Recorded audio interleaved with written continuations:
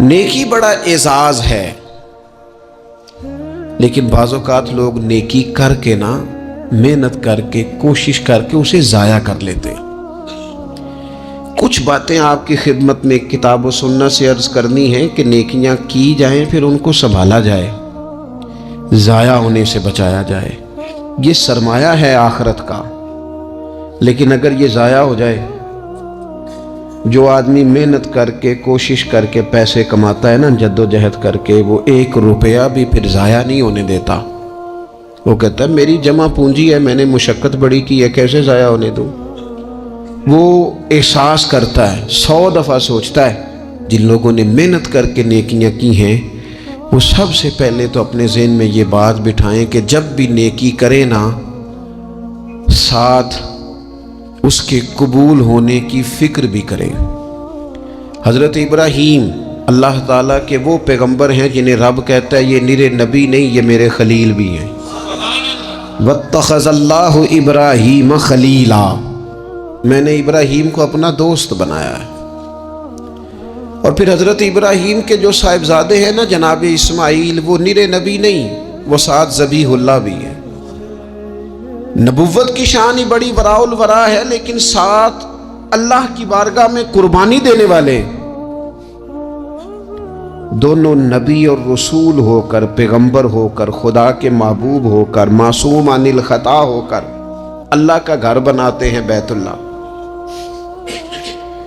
حضرت سیدنا اسماعیل علیہ السلام اینٹیں اٹھا اٹھا کے لاتے ہیں، جناب ابراہیم علیہ السلام ان اینٹوں کو لگاتے ہیں، کعبے کی دیواریں بلند ہو رہی ہیں، پر رب فرماتا ہے نبی ہو کے کام کر رہے ہیں، محبوب ہو کے کام کر رہے ہیں، لیکن بارگاہ چونکہ بہت بڑی ہے، مالک کی شان بہت بڑی ہے، اور چونکہ وہ بے نیاز ہے تے بے پرواہ نال یاری لا کے پیندے نی دکھ سہنے، چونکہ وہ بے نیاز ہے، بے پرواہ ہے، نبی، پیغمبر، رسول، محبوب، خلیل، ذبیح ہو کر جب اس کریم کی بارگاہ میں خدمت کر رہے ہیں نا اس کے گھر کی، تو وَإِذْ يَرْفَعُ إِبْرَاهِيمُ الْقَوَاعِدَ مِنَ الْبَيْتِ وَإِسْمَاعِيلُ، رب فرماتے ہیں جب ابراہیم اور اسماعیل بیت اللہ کی دیواریں بلند کر رہے تھے نا، کعبہ بنا رہے تھے، تو ساتھ ساتھ پتہ کیا کہتے تھے؟ ربنا تقبل منا، یا اللہ ہم سے قبول بھی فرما لے،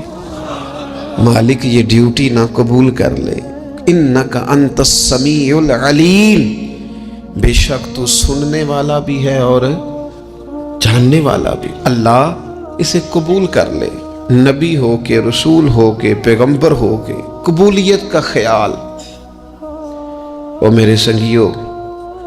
شرط تو یہ ہے نا کہ وہ قبول بھی کرے۔ میرے رسول کریم صلی اللہ تعالی علیہ وسلم نے ہماری تربیت کی، حضور محبوب ہیں، اور اس طرح کے محبوب ہیں کہ وَلَسَوْفَ يُؤْتِيكَ رَبُّكَ فَتَرْضَىٰ، رب کہتا ہے محبوب تجھے اتنا دوں گا تو اپنے رب سے راضی ہو جائے گا۔ حضرت عائشہ صدیقہ رضی اللہ تعالیٰ عنہ عرض کرتی ہیں یا رسول اللہ صلی اللہ تعالیٰ علیہ وسلم، میں دیکھتی ہوں آپ کا رب آپ کی بات ماننے میں جلدی فرماتا ہے، آپ کی بات قبول کرنے میں جلدی کرتا ہے، اللہ تعالیٰ آپ کی رضا چاہتا ہے، لیکن نبی پاک صلی اللہ تعالیٰ علیہ وسلم نے ہماری تربیت کے لیے کیا کہا؟ حضور دعا مانگتے، حضور دعا مانگتے، کریم محبوب دعا مانگتے، عمل کرنا اور پھر بتانا اللہ کا فضل ہے جی اتنی نمازیں پڑھتا ہوں، شکر ہے جی اتنی سخاوت کرتا ہوں، بڑی بات ہے جی فلانی جگہ بھی میرا تعاون حاصل ہے، فلان جگہ بھی میں خدمات پیش کرتا ہوں، لیکن میرے دوستو رسول خدا صلی اللہ تعالی علیہ وسلم دعا مانگتے، ابن ماجہ میں موجود ہے، کہتے اللہم انی اسألوکا، اے اللہ میں تیرا محبوب ہو کے تجھ سے سوال کرتا ہوں، میں تیری بارگاہ کا سوالی ہوں، کس بات کا؟ علم نافعہ، علم دینا پر نفع والا دینا، مالک جب تو علم عطا کرے تو وہ والا دینا جو نفع بخش ہو، جو فائدہ مند ہو۔ محبوب دعا مانگتے ہیں اللہ نفع والا علم عطا فرما، وعملا متقبلا، اور اے کائنات کے رب میں تیرا محبوب ہو کے تجھ سے سوال کرتا ہوں وہ والا عمل کرنے کی توفیق دینا جسے تو قبول فرما لے، جو تیری بارگاہ میں قبول ہو جائے۔ یہ تعلیم امت کے لیے، کہیں ایسا نہ ہو لوگ عمل کریں اور ان کا عمل اس کی بارگاہ میں قبول نہ ہو۔ اللہم انی اسألک علما نافعا وعملا متقبلا، میں سوال کرتا ہوں تجھ سے کہ علم نفع والا دینا، عمل قبولیت والا دینا، ورزقا طیبا،